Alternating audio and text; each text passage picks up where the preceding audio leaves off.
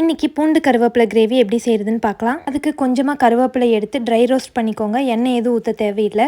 இந்த ஸ்டேஜ் வந்ததுக்கப்புறம் அதை ஆற வச்சு நம்ம மிக்சியில் போட்டு அரைச்சிக்கலாம். தண்ணி எதுவும் ஊற்ற தேவையில்லை. ட்ரையாக அப்படியே பொடியாக அரைச்சி வச்சுக்கலாம். இந்த பொடி யூஸ் பண்ணி கருவேப்பிலை சாதம் கூட செஞ்சு சாப்பிட்லாம். ரொம்ப டேஸ்ட்டாக இருக்கும். அடிக்கடி கருவேப்பிலை பொடி சாப்பாடில் யூஸ் பண்ணி சாப்பிட்டீங்க அப்படின்னா ஹேர் க்ரோத்தும் ரொம்ப நல்லாயிருக்கும். நெக்ஸ்ட்டு ஒரு கடாயில் கொஞ்சம் எண்ணெய் ஊற்றி கொஞ்சமாக சின்ன வெங்காயம், பூண்டு, ஒரு தக்காளி போட்டு நல்லா வதக்கிக்கலாம். வதங்கினதும் ஒரு தட்டுக்கு ட்ரான்ஸ்ஃபர் பண்ணிவிட்டு நல்லா ஆற வச்சுட்டு ஃபைன் பேஸ்ட்டாக அரைச்சி எடுத்துக்கோங்க.